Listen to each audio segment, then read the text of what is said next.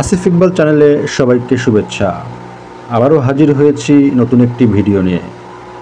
৬০ গম্বুজ মসজিদ, আমরা তার মূল ফটকের সামনেই দাঁড়িয়ে আছি। এখান থেকে টিকিট সংগ্রহ করে আমরা চলে যাব মূল ৬০ গম্বুজের প্রেক্ষাপটে। তো টিকিট কেটে ভিতরে ঢুকে দেখতে পেলাম মনোরম পরিবেশ, চারিদিকে সবুজে ঘেরা গাছপালা, পর্যটকদের সমাগম, মুখরিত পরিবেশ।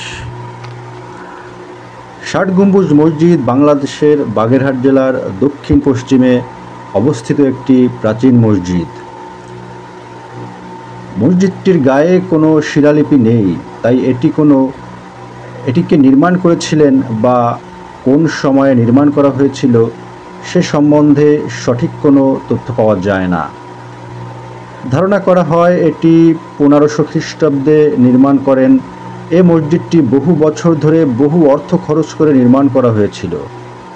পাথরগুলো আনা হয়েছিল তাজমহল থেকে। এটি বাংলাদেশের 3টি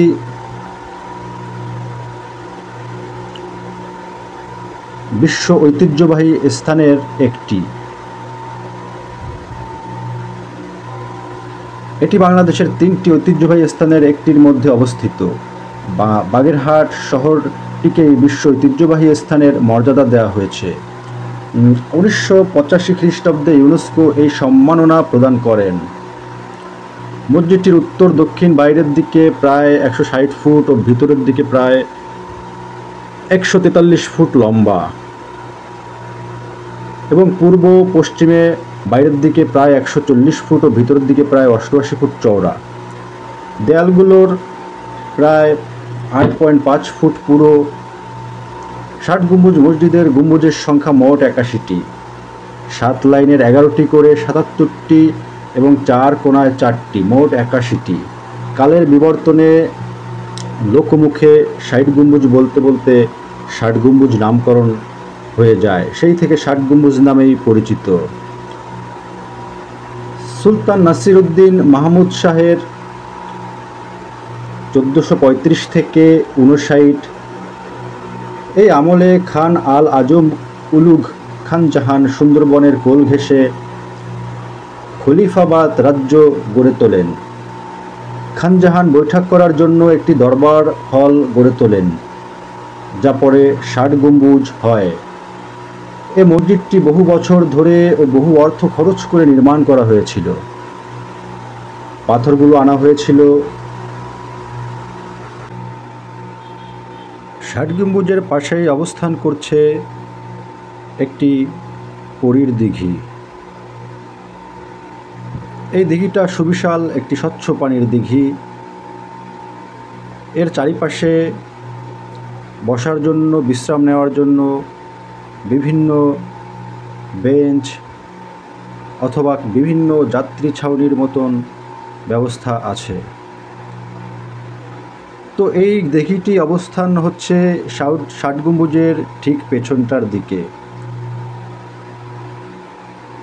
৬০ গম্বুজ নিয়ে আরও কিছু কথা বলার আছে। এই মসজিদের ভেতরের পশ্চিম দেওয়ালে 10টি মেহরাব আছে। মাঝের মেহরাবটি আকারে বড় এবং কারুকার্যমণ্ডিত। এ মেহরাবের দক্ষিণে 5টি ও উত্তরে 4টি মেহরাব আছে। শুধু মাঝের মেহরাবের ঠিক পরের জায়গাটিতে উত্তর পাশে যেখানে একটি মেহরাব থাকার কথা, সেখানে আছে একটি ছোট দরজা। কারো কারো মতে খান জাহান এই মসজিদটিকে নামাজের কাজ ছাড়াও দরবার ঘর হিসাবে ব্যবহার করতেন, আর এই দরজাটি ছিল দরবার ঘরের প্রবেশ পথ। আবার কেউ কেউ বলেন মসজিদটি মাদ্রাসা হিসাবেও ব্যবহৃত হতো।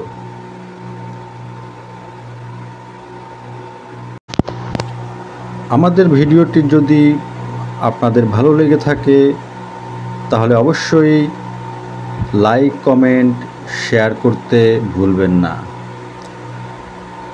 এবং অবশ্যই আমাদের চ্যানেলটিকে সাবস্ক্রাইব করবেন।